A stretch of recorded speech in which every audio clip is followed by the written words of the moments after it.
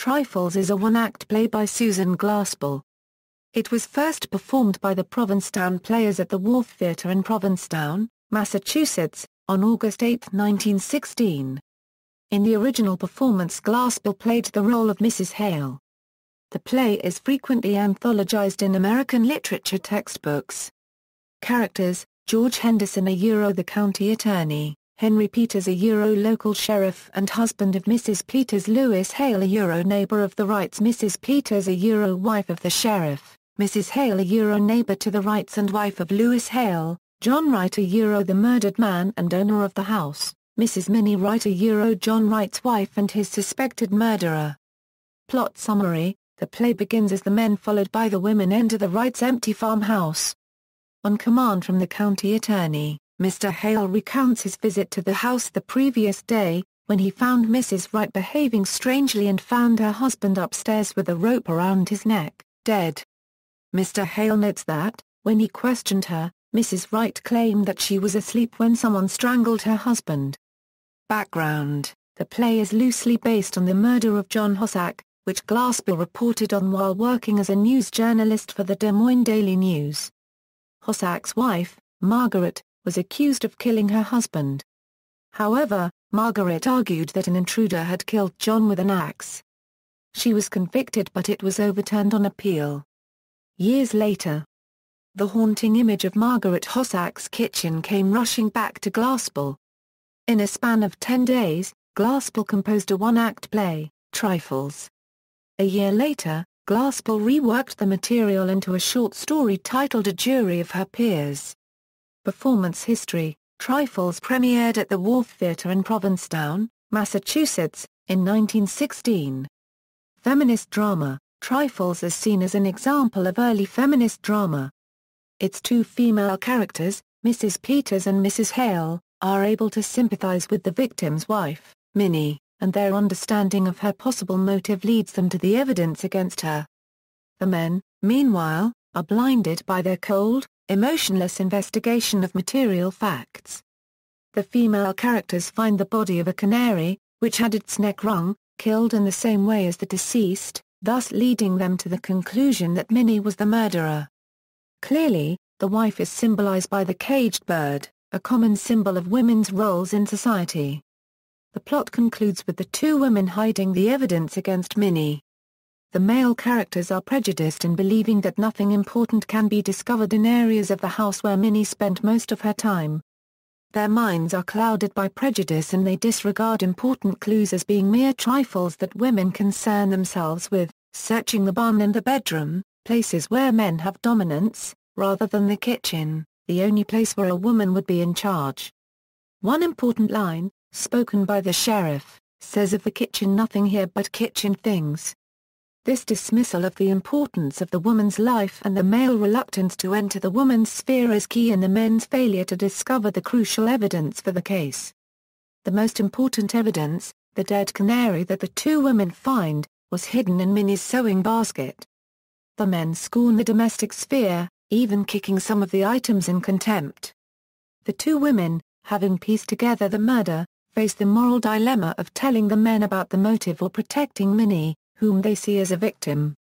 Their choice raises questions about solidarity among women, the meaning of justice, and the role of women in society as a source of justice. Symbolism: as the women note, Minnie used to sing before she married John Wright. Martha theorizes that after Minnie's marriage, she was prevented from singing, or doing anything else which would have yielded her pleasure, by her husband. Minnie's plight is represented by Martha as a spiritual death, symbolized in the strangling of her songbird companion. Another point worth noting is that both Martha and Mrs. Peters express guilt over not having visited Minnie more often, a reading which opens up the possibility that Martha's reading of the evidence is skewed by her own feelings that she should have helped Minnie. Minnie is embodied in her kitchen and sewing things. The cold weather freezes and breaks her preserve jars, symbolizing the cold environment of her home breaking her spirit, as well as the coldness which causes the characters to fail in human empathy towards each other. The bare kitchen can be seen as symbol of the lives of the former inhabitants. The male characters are clear symbols of law, and cold rationality, while the women display an intuitiveness representative of the psychoanalytic movement, evoking an interrogation of the value of superficial rational thought. Mrs. Wright also acts as the invisible heroine for women's rights as the play was written and set during the suffragette movement. Modern theatre. One aspect of the play which makes it unique is that the main players in the murder, Minnie and John Wright, are never seen on stage. Their lives and personalities are fleshed out in the dialogue of other characters. The small cast and understated scenery both serve to turn the audience to the inward lives of the characters. Title. The title is derived from Lewis Hale's line "Well, women are used to worrying over trifles." The title also suggests that women's actions and concerns are considered by the men as mere trifles. Adaptations. Trifles, a chamber opera in one act, premiered in Berkeley, California, at the Live Oak Theatre on June 17 and 19, 2010. It was composed by John G. Bilotta, and its libretto was written by John F. McGrew. The chamber opera is scored for 5 singers and 6 instruments, including a piano, and it requires some basic stage props. As in the play, the central figures are absent from the cast of characters. Instead, through the libretto, Lewis Hale reenacts the events surrounding the discovery of Mr. Wright's murder, where he was present.